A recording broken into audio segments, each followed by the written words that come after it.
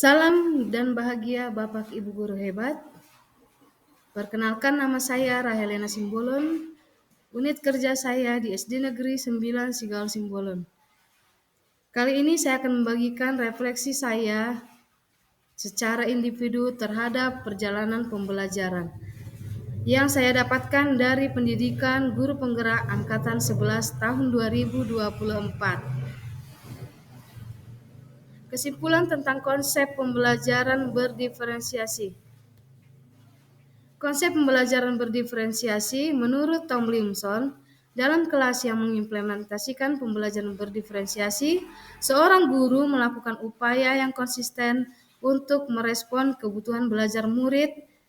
Sedangkan menurut Common Sense, pembelajaran berdiferensiasi adalah serangkaian keputusan masuk akal yang dibuat oleh guru yang berorientasi pada kebutuhan murid, yakni 1. Memiliki tujuan pembelajaran.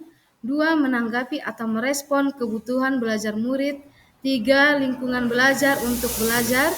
Yang keempat, manajemen kelas yang efektif. 5. Penilaian berkelanjutan.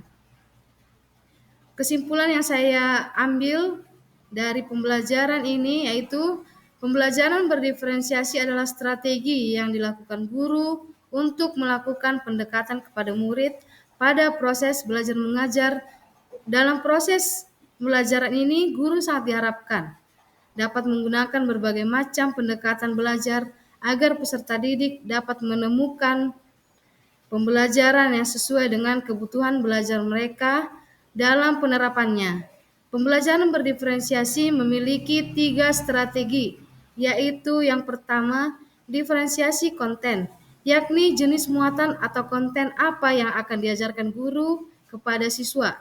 Yang kedua, diferensiasi proses, yaitu proses yang mengacu pada bagaimana siswa akan memahami apa yang mereka pelajari.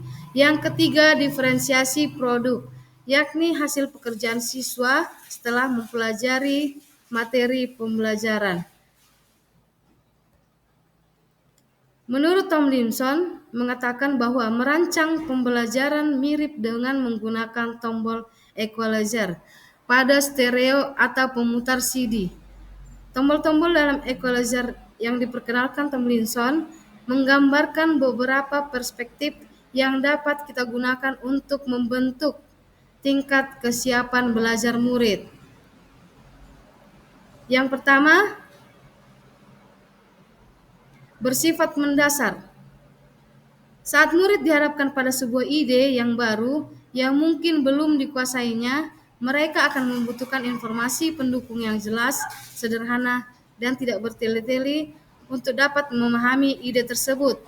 Sehingga kondisi seperti ini membutuhkan bahan dan tugas yang lebih bersifat transformatif. Yang kedua, konkret dan abstrak. Di lain kesempatan, guru mungkin dapat mengukur kesiapan belajar murid dengan melihat apakah mereka masih ditingkatkan perlu belajar secara konkret, sehingga mungkin masih perlu belajar dengan menggunakan beragam alat-alat bantu berupa benda konkret atau contoh-contoh konkret. Yang ketiga, sederhana dan kompleks. Beberapa murid mungkin perlu bekerja dengan materi lebih sederhana, dengan satu abstraksi pada satu waktu. Yang lain mungkin bisa menangani kerumitan berbagai abstraksi pada suatu waktu. Yang keempat, terstruktur dan terbuka. Saat menyelesaikan tugas, kadang-kadang ada murid yang masih memerlukan struktur yang jelas, sehingga mereka perlu ditata dengan tahapan yang jelas dan cukup rinci, di mana mereka tidak memiliki terlalu banyak keputusan untuk dibuat. Sementara murid-murid lainnya sudah siap untuk menjelajah dan menggunakan kreativitas mereka. Yang kelima, tergantung dan mandiri. Walaupun pada akhirnya kita mengharapkan bahwa semua murid kita dapat belajar, berpikir, dan menghasilkan pekerjaan secara mandiri, namun sama seperti tinggi badan, mungkin seorang anak akan lebih cepat bertambah tinggi daripada yang lain. Dengan kata lain, beberapa murid mungkin akan siap untuk kemandirian yang lebih awal. Yang keenam, lambat dan cepat. Beberapa murid dengan kemampuan yang baik dalam suatu mata pelajaran mungkin perlu bergerak cepat melalui materi setelah ia kuasai dan sedikit menantang. Tetapi di lain waktu, murid yang sama mungkin akan membutuhkan lebih banyak waktu daripada yang lain untuk mempelajari topik yang lain. Hal ini dilakukan guru untuk menggali kesiapan murid.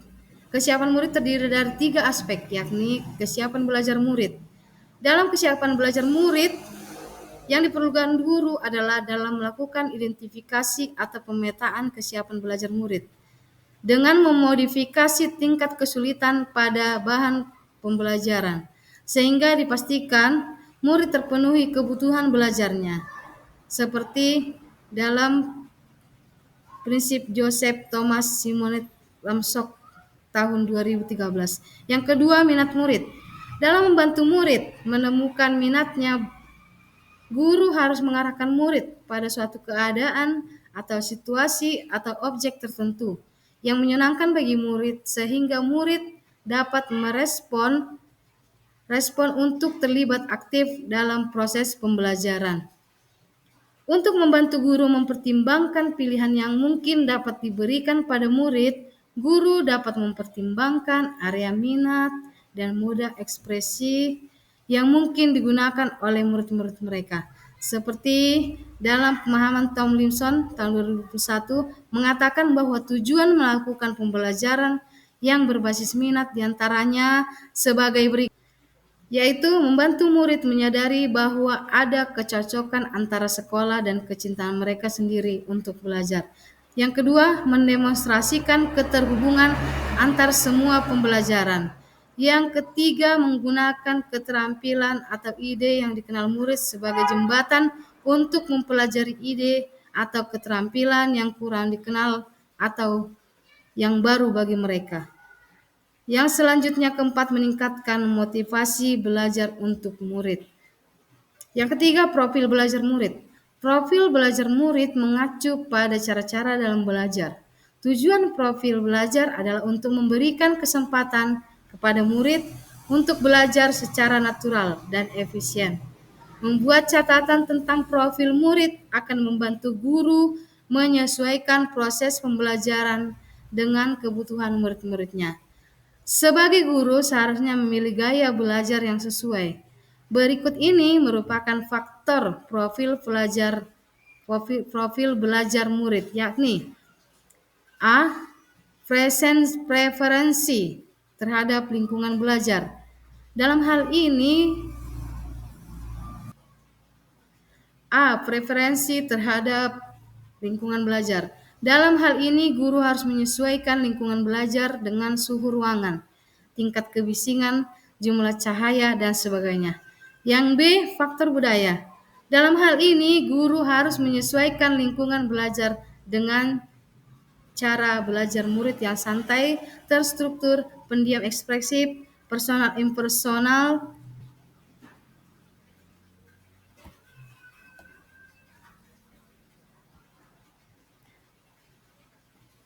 C. Preferensi gaya belajar. Dalam hal ini, guru harus menyesuaikan lingkungan belajar dengan bagaimana murid memilih, memperoleh, memproses, dan mengingat informasi baru. Penting bagi guru untuk berusaha menggunakan kombinasi gaya belajar dan gaya mengajar.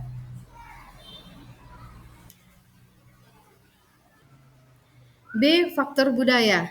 Dalam hal ini, guru harus menyesuaikan lingkungan belajar dengan cara belajar murid yang santai, terstruktur, pendiam, ekspresif, personal, dan impersonal. C.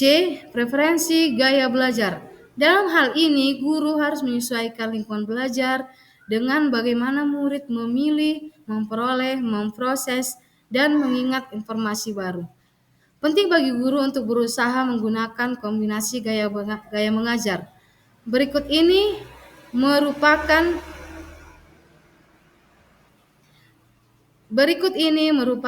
gaya belajar.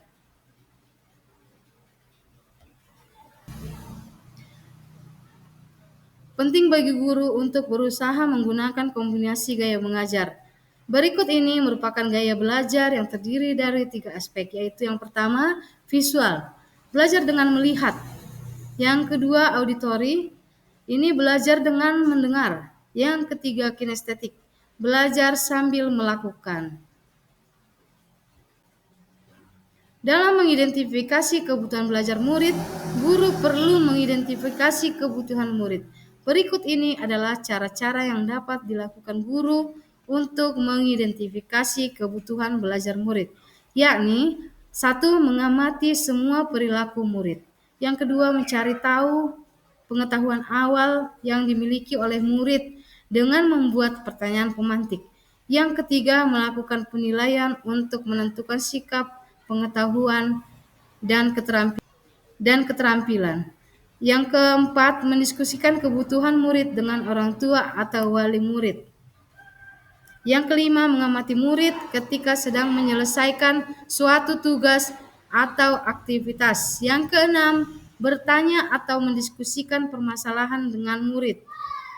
Yang ketujuh, membandingkan tujuan pembelajaran yang ingin dicapai dengan tingkat pengetahuan atau keterampilan yang ditunjukkan oleh murid. Yang kedelapan, menggunakan berbagai penilaian diagnostik untuk memastikan bahwa murid telah berada dalam level yang sesuai. Terdapat 3 jenis perspektif penilaian, yakni yang pertama, assessment for learning. Penilaian ini dilakukan selama berlangsungnya proses pembelajaran dan biasanya digunakan sebagai dasar untuk melakukan perbaikan proses belajar mengajar. Yang kedua, assessment of learning. Penilaian yang dilaksanakan setelah proses pembelajaran selesai. Penilaian ini berfungsi sebagai penilaian sumatif. Yang ketiga, assessment as learning. Penilaian sebagai proses belajar dan melibatkan murid-murid secara aktif dalam penilaian tersebut. Penilaian ini juga berfungsi sebagai penilaian formatif.